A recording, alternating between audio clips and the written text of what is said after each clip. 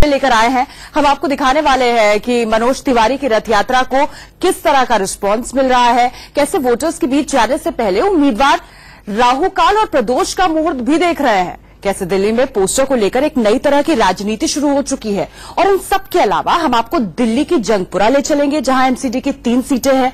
क्या कहती है जंगपुरा की जनता, ये भी आपको दिखाएंगे, बताएंगे। लेकिन सबसे पहले दिल्ली के दंगल में मनोज नीतीश का जोर नीति शुरू हो चुकी है। और इन सब के अलावा हम आपको दिल्ली की जंगपुरा ले चलेंगे, जहां एमसीडी की 3 सीटें हैं। क्या कहती है जंगपुरा की जनता, ये भी आपको दिखाएंगे, बताएंगे। लेकिन सबसे पहले दिल्ली के दंगल में मनोज नीतीश का जोर देखिए। कि झुग्गी झुग्गी जाना है, हर घर में दीप जलाना है, दिल्ली के बच्चों के चेहरे पे खुशियां बिखराना। जिसने दिल्ली को कष्ट दिया, सब मंत्री संतरी भ्रष्ट दिया, हम उसको सबक सिखाएंगे, अपनी दिल्ली को सजाएंगे।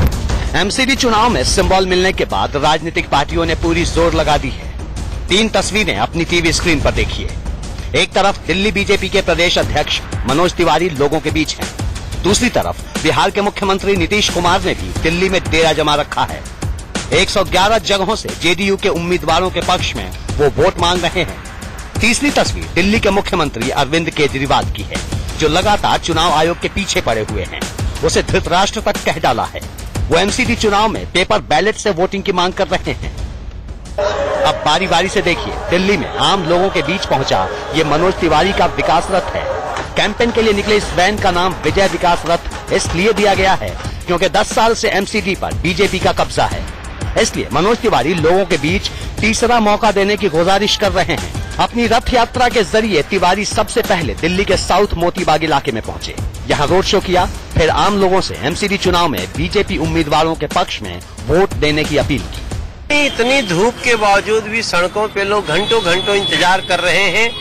इसका मतलब है लोग बीजेपी को प्यार कर रहे हैं और बीजेपी को एक बार फिर से दिल्ली में लाने के लिए इंतजार कर रहे हैं। ये पहाड़ हो, सिंह की दहाड़ हो, पेड़ की वो डाढ़ हो, तेर की बौछार हो, तार हो, सरकार हो, जो भी हम पार करते जाएंगे, दिल्ली में कमल को सजाएंगे।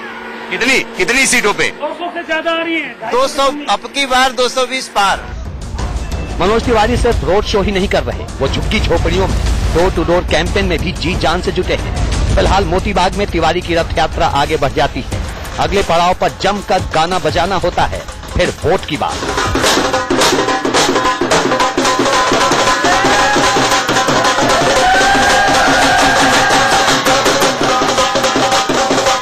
अभी मैं बस्तियों में बैठा, खाना खाया, उनके साथ काफी बातें हुई। उनकी मैं उस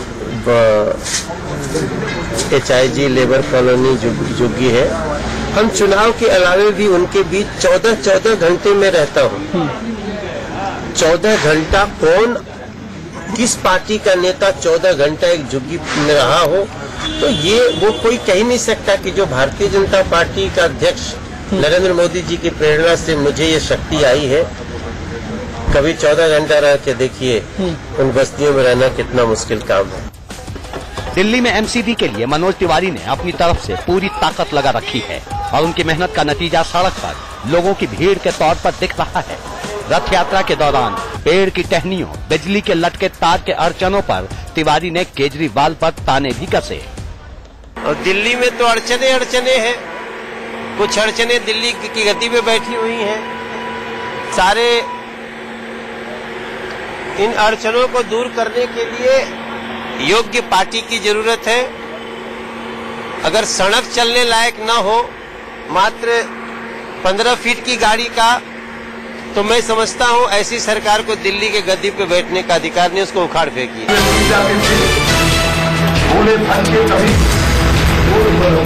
अब जरा ये तस्वीर देखिए, दिल्ली एमसीडी में नीतीश का जोर। बिहार के मुख्यमंत्री नीतीश कुमार ने भी एमसीडी चुनाव के लिए पूरी ताकत झोंक रखी है। बुराड़ी में नीतीश ने कहा कि दिल्ली तो स्मार्ट सिटी होनी चाहिए थी। नीतीश ने लोगों से वायदा किया कि उनके पार्षद ज्यादा जीत कर आए तो बुनियादी सुविधाएं बेहतर की जाएंगी, कॉलोनियों को वैध करने के लिए दबाव बनाया जाएगा और साथ में दिल्ली को पूर्ण राज्य का दर्जा दिलाने की पूरी कोशिश की जाएगी। हम लोगों की पार्टी इस बात पर विश्वास करती है कि दिल्ली को पूर्ण राज्य का दर्जा मिलना चाहिए। इस प्रकार के राज्य का कोई मतलब नहीं। सरकार जब कोई निर्णय ले नहीं सकती है, क्रियान्वित कर नहीं सकती है, तो उस प्रकार की कौन सी सरकार, कैसी सरकार है? चुनाव प्रचार के दौरान दिल्ली में भी नीतीश के रोड शो और सभाओं में भीड़ ठीक ठाक दिखी। नीतीश ने इस दौरान कई मौकों पर बीजेपी पर निशाना साधा। नीतीश की सभाओं में आई भीड़ अगर वोटिंग में तब्दील होती है तो एमसीडी में जीत हार का गणित उलट पलट हो सकता है। लेकिन इन सब से अलग दिल्ली के मुख्यमंत्री अरविंद केजरीवाल लगातार चुनाव आयोग के पीछे पड़े हुए हैं। वो बार बार ये मांग कर रहे हैं कि एमसीडी का चुनाव बैलेट पेपर से हो। कल धौलपुर में 18 ऐसी मशीनें मिली हैं जिसके अंदर बटन किसी का भी दबाओ वोट बीजेपी को जा रहा है। इसका मतलब इन 18 मशीनों का सॉफ्टवेयर बदला गया, इनका कोड बदला गया, इनकी प्रोग्रामिंग बदली गई। ऐसे में चुनाव आयोग चुनाव क्यों करा रहा है? चुनाव आयोग एक तरह से धृतराष्ट्र बन गया है जो अपने बेटे दुर्योधन को किसी भी तरह से ही साम दाम दंड भेद करके सत्ता में पहुंचाना चाहता है। केजरीवाल के मुताबिक अगर दिल्ली में एमसीडी के लिए बैलेट के जरिए वोटिंग हुई तो नतीजा चौंकाने वाला जरूर होगा, लेकिन शक की कोई गुंजाइश नहीं रहेगी। वैसे इस मामले में फैसला चुनाव आयोग को करना है, जिसने पंजाब के मामले में केजरीवाल की अपील खारिज कर दी थी और उन्हें अपने कैंपेन और चुनावी रणनीति को दोबारा टटोलने को कहा था। अजीत श्रीवास्तव और नरेश बेसवानी के साथ ब्यूरो रिपोर्ट, इंडिया न्यूज। चलिए इस खबर से आगे बढ़ते हैं। हम आपको दिखाते हैं कैसे चुनावी मौसम में वोट मांगने के तौर तरीके भी बदलने लगे हैं। कहीं उम्मीदवार वोट मांगने के लिए सीधे ZYM में पहुंच रहे हैं तो कहीं उम्मीदवार राहु काल में वोट मांगने नहीं निकलते, मतलब वो वोट मांगने के लिए भी शुभ मुहूर्त का इंतजार करते हैं। इतना ही नहीं, ज्योतिष और अंकगणित के जानकारों का बिजनेस भी इस वक्त चमक रहा है।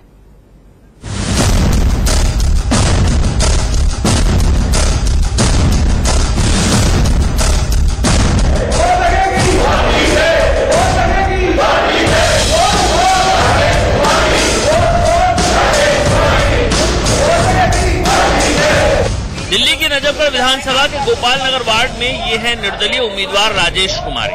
राजेश कुमारी अपनी जीत पक्की करने के लिए अनोखे तरह से वोट मांग रही है। वो डोर टू डोर कैंपेन के साथ इलाके के जिम में पहुंच रही है, यूथ के बीच कसरत भी करती है और फिर वहीं डोर टू डोर कैंपेन के लिए निकल जाती है।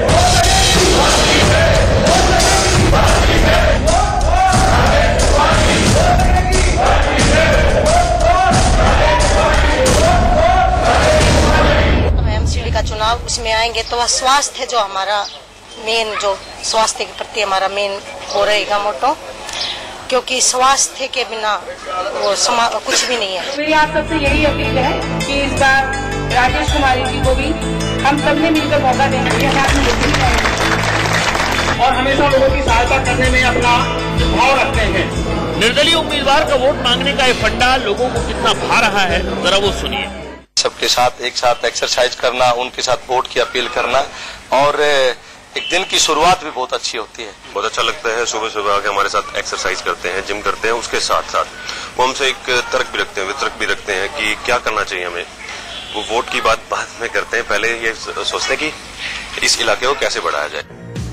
दिल्ली के दंगल में ऐसी तस्वीरें इन दिनों जगह जगह देखने को मिल रही हैं। अब ये देखिए ward number 74N Nimdi colony में कैसे मुहूर्त देखकर ये तय हो रहा है कि उम्मीदवार प्रचार के लिए कब निकले, दफ्तर कब खोला जाए। निमड़ी कॉलोनी में ये सोनिया है, मौजूदा उम्मीदवार और पार्षद, और ये रही बीजेपी उम्मीदवार ममता ढीका। ये दोनों चुनाव में कर्म के साथ धर्म को भी पूरी तवज्जो दे रही हैं। सबसे पहले बीजेपी उम्मीदवार को सुनिए, जो लोगों तक पहुंचने के दौरान राहु काल का खासा ख्याल रखती है।